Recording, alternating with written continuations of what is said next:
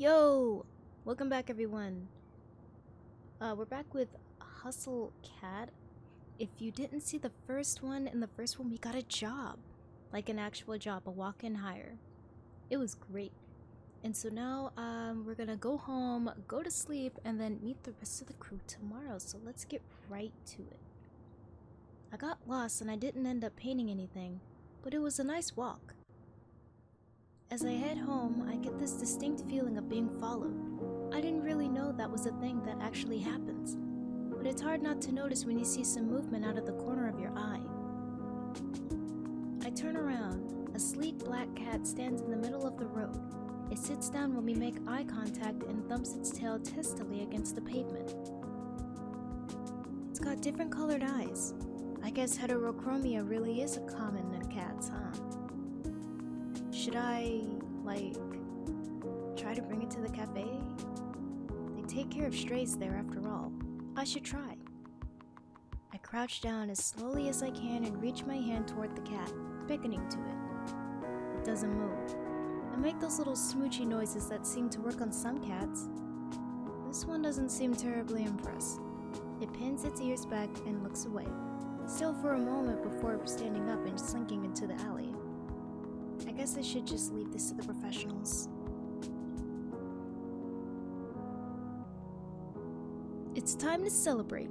I'm gonna wreck this pizza I grabbed from Pizza Lloyd's on the way home. I picked up a can of wet food for Mochi from the corner store too. I figure we both deserve a celebration. Mochi, get your fat lump out here. I have good news. No answer or indication he's even in the same room. You know, he never even asked me how my day was. I know how to do this. I walk over to his food bowl and crack the lid of the wet food. In a flash, he's at my feet, tail shaking like a rotor behind him. Come here, you big moron. I give him a little scratch behind the ears before I dump half the can into his bowl, and the feeding frenzy begins. He acts like I never feed him. Whatever, I'm about to do the same to this pizza. After a quick jaunt to free myself from the shackles of my non-pajama clothing, I flop back down on the couch, dinner in hand, laptop in my face. Oh! It looks like there's a new Jelly Donut video. It's a video of her sleeping in a donut box. I love that dumb internet cat. She's always doing something ridiculous. I wonder how her owner gets her to do those tricks. That flooring seems familiar. Where are these filmed? I spend the rest of the evening picking through the video archives. I can feel myself slinking into the bread dough couch cushions. Yeah, this is where I get this music from. This music's good. Ma! Oh look, it's Mochi. It's so early. What's his problem? Ma! I bet he just wants the other half of that wet food. This is why I don't get it for him that often. I excavate myself from the couch and do what I can to mitigate the bedhead situation I have going on. What time is it anyway? I grab my phone to check. 7:40! Aw, hell! I'm gonna be late for my first day of work. I take the world's fastest shower, but there's no time to dry my hair. I'll have to hope I run fast enough that the wind resistance will do the job for me. No time to sort through my duffel. I'm just gonna have to throw on whatever looks cleanest.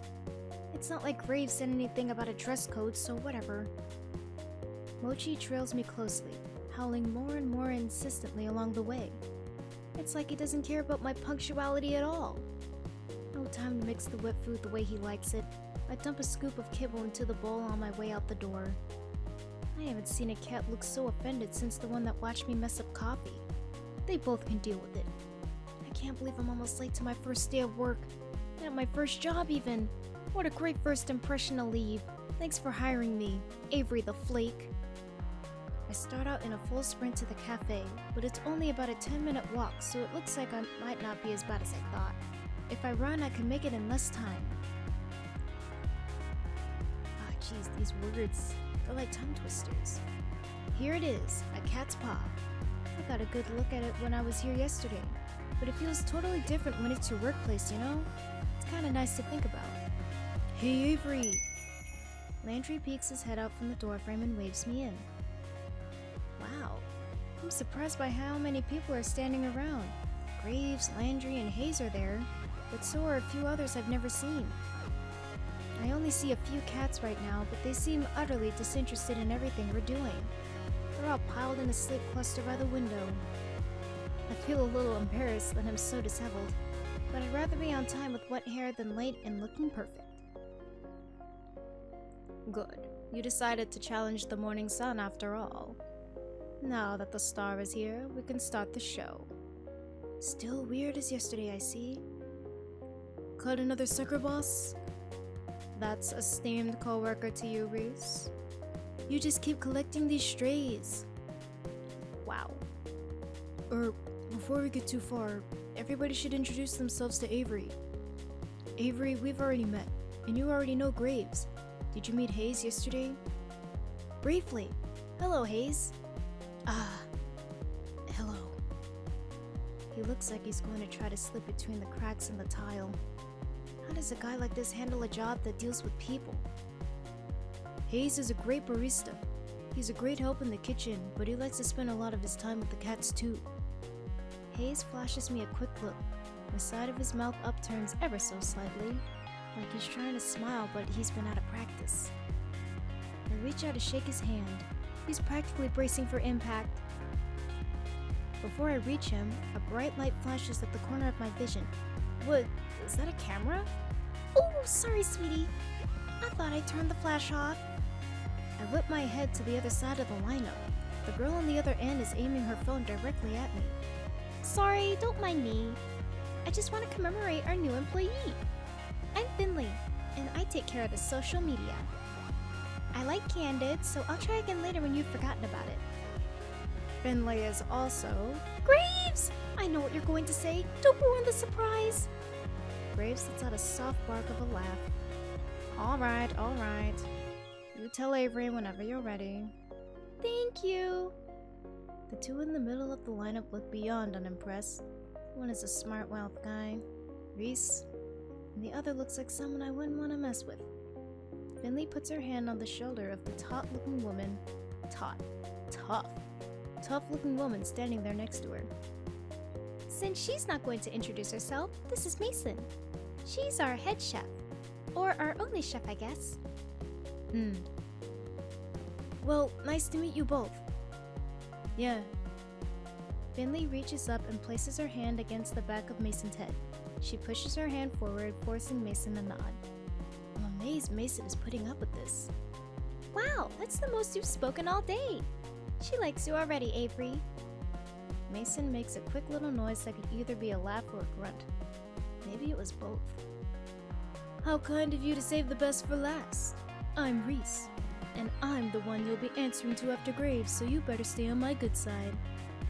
I would have sworn Landry was second in command here, so I don't know what this kid's talking about.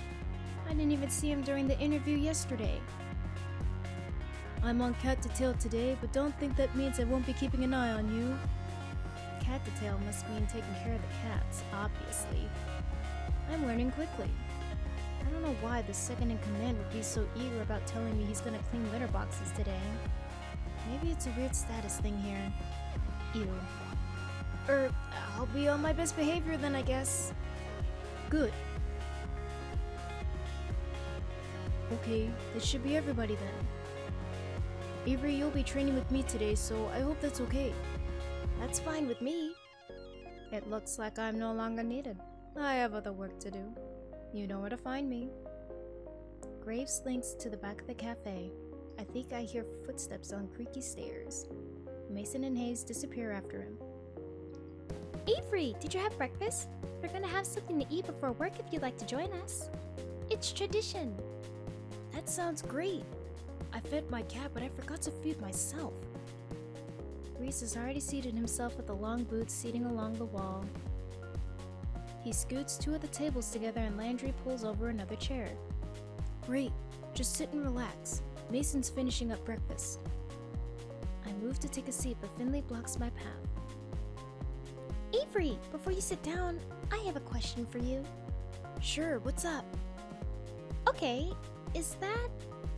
Her voice drops, almost conspiratorially. She leans in to whisper. That's an Ikea shirt, isn't it? He's my favorite too. Oh, what?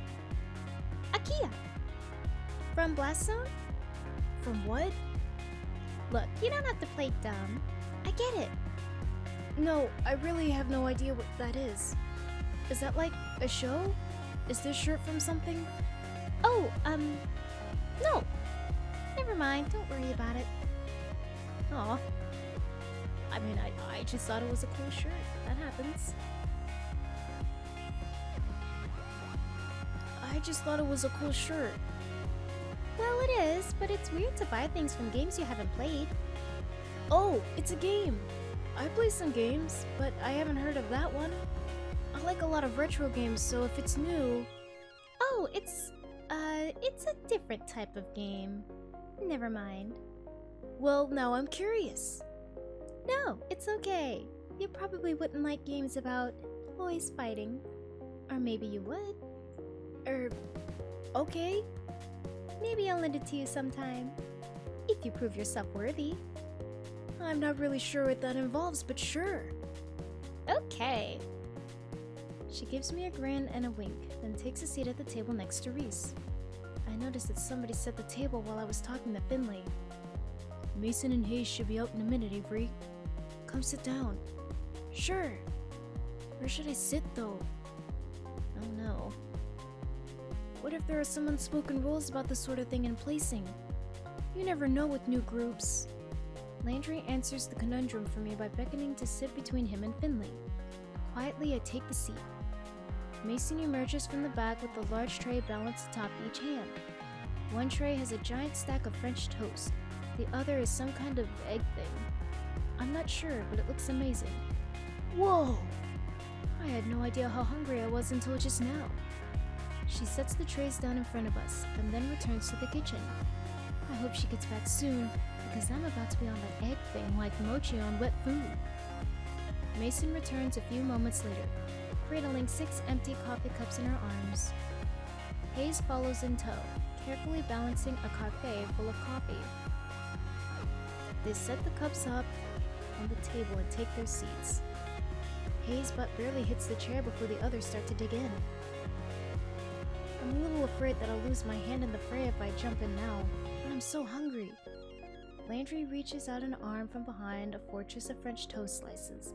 He lightly bats at Reese's hand as it reaches for the syrup pitcher. Save some for Avery. Jeez, calm down. You're the one stealing all the food. I haven't taken more than usual. Breakfast is important. While everybody shouts and chatters across the table, I help myself to a bit of everything. I'm not used to eating a real breakfast, especially one that didn't come out of a microwave, so I'm gonna savor this. Wow, this is amazing! Mason, what is this egg thing? Mason's eyebrow shoots up. She looks at me like I grew another nose. Frittata. Is that like a souffle? It looks like it's really hard to make. It's just eggs and vegetables in a pan. Still, I know I wouldn't be able to make anything like that. It's really nice to have a real breakfast. What do you usually eat, Avery? Mostly cold pizza or toaster tarts, I guess, if I remember to get them. Mason glares like I just knocked her plate on the floor. She stares directly at me, through me, with a hard look in her eyes.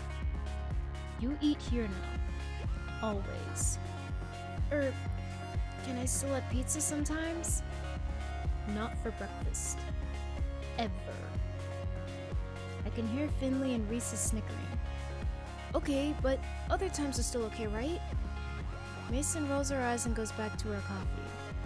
Reese stares up at me between bits of French toast. Avery, when we're done, we need to talk about dress code. Oh, Reese, don't start this again. Shush! It's an important part of the new employee orientation. Landry passes a positively pained look at Reese. He glances at me, but a poke to the ribs from Finley sends him staring back at his plate. Landry, you're such a mama bird sometimes. Lighten up. Avery, look at this place. We take our visual presentation very seriously here. Mason gives another grunt. Hayes places his empty plate and cup on Mason's plate and takes the stack to the back with the urgency of a tactical retreat. Graves and I expect a certain level of decor with the waitstaff. Is this about my outfit? I woke up a little late, so... No, this is about uniforms. Mason pushes her chair away from the table with enough force that it wobbles briefly on two legs. She stands and takes plate in one fell swoop. Opening soon. Time to get ready. She picks up the now empty cast iron skillet with one hand and balances a few of the other plates on top. That looks kinda heavy, but she's holding it like it's nothing at all. Come on! Oh, wait, that wasn't Reese. Oops. She stares me down and gestures to the back door with the head nod before she heads into the kitchen. Don't think you can run off so easily, Avery. You'll get written up if you don't have your uniform. Oh lord, this boy. Fine. What is it about these uniforms? You know more than I do. He seems pretty serious about this. Maybe I shouldn't blow him off because he looks so young. Maybe he's secretly as old as Graves or something. Uniforms! But nobody else is wearing any uniforms. They just haven't changed yet. Or they don't need them. Only the wait staff wear uniforms, and you'll be waiting tables with Landry today. Yeah, but Landry doesn't have a uniform. Reese glances over his shoulder toward Landry, who's made himself busy straightening up the tables in the dining area. He doesn't appear to have heard either of us, or he's just ignoring us.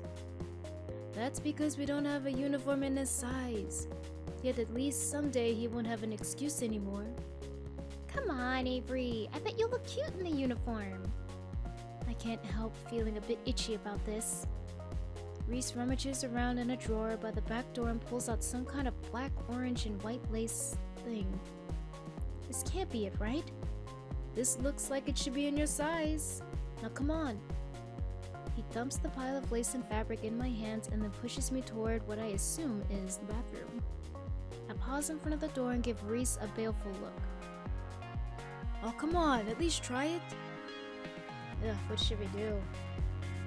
I mean, I think we all know what's going on here. I see what he's up to. I see everything. Okay, now I know he's messing with me. Nobody outside of the 19th century England has worn something like this, and I'm pretty sure they hadn't invented an orange that ugly. What is this, some kind of hazing thing? I'll pass. Oh, come on. It's a cat's paw tradition. I've always considered myself a mold breaker. Let it go on the record that Avery hates fun. He's like a kid who just had his toy taken away. What a brat. Even Finley looks disappointed. I gently drape the uniform over his shoulder, but he moves his head before I have a chance to wrap the big orange ribbon around his head. That's such an ugly outfit. Has anybody actually worn it when you foisted it on them? Foistered? Nothing. I want to wear it every day. They won't let me. You should have seen Landry in it. He practically busted the seams. I glance behind me to see what Landry is doing. I have no idea how he would have gotten into this uniform in the first place. He must have heard his name because he hurries up to the second floor. Reese was too scared to ask Mason to do it. I was not. You were. You mentioned a dress code and she stared icicles into you and you stopped. It just wasn't relevant. How about you, Reese? Of course not.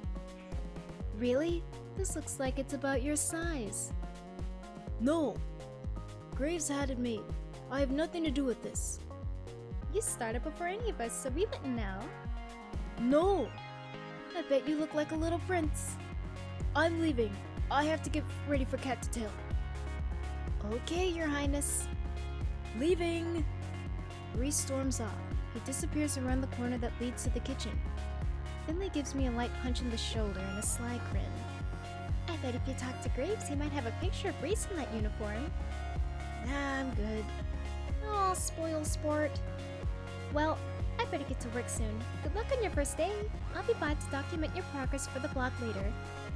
Finley gives me a little wave, then follows Reese to the back.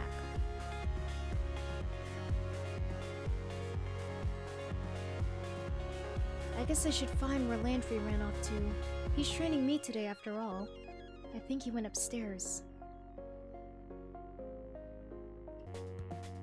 I head over to the foot of the staircase, but a cat has taken station right in my path. It's sleeping belly up, stretched out to nearly the whole width of the step. Buddy, that's really cute, but that's a dangerous place to sleep. It doesn't dignify me with a response. Instead, the fat orange cat shimmies in place to settle itself even more. Gently, I nudge it to see if I can get the cat to move. Someone's gonna trip on you if you don't move. That's not gonna be fun for either of you. It opens one eye into a thin slit, then makes a murmuring noise and flicks its tail. This little tiger isn't going anywhere, is it? Are all the cats here this spoiled? Guess I'll have to pick it up and move it myself. I lean over to scoop it up, but as I do, a tiny orange and white bobcat tail whizzes past my feet. It stops on the step below the sleeping cat, then raises one paw and bats the other cat squarely on the forehead. The sleeping cat wakes up and hops to its feet. It looks angry. Am I going to have to break up a cat fight? Hey, you two! The bobtail flattens its ears and stares intently at the orange cat. They both perk up when they hear a voice from above. Ah, it's Hash Brown sleeping on the stairs again. The orange cat, Hash Browns, I guess, trots away. Landry works his way down the stairs, eyes on the bobtail kitten. Was it really necessary for you to smack him? You should be nice. The bobcat turns its head away in a wide arc, almost as if it's giving a whatever opinion. It lazily struts over to the windowsill and takes up sentry. That cat's name is Hash Browns? Heh, yeah. Graves names all the cats here. He comes up with some interesting ones. What are some of their names? Well, at the moment there's Ramona, Shunsuke, Kotik, Owl, Bramblepelt, Mao, Hisa, Valentine, Marina, Ian, Junta, Jambrand, and so on. Holy crap! Which one was the bobtail? Oh, his face falls. Why does he look so nervous? Why don't you ask Reese later? Huh? Is that his cat? Did he name it something? Is it a bad name? No, Graves should have told you about... Let's get to work. It's time to open up. Well, we're gonna have to train with him next time. I hope you all are enjoying this. Do all of you have like some sort of person in mind to do this now that we finally met everyone? If so, leave a comment. Tell me who you like, just on first glance. And I will get back to you later. Thanks for watching, everyone, and I will see you soon.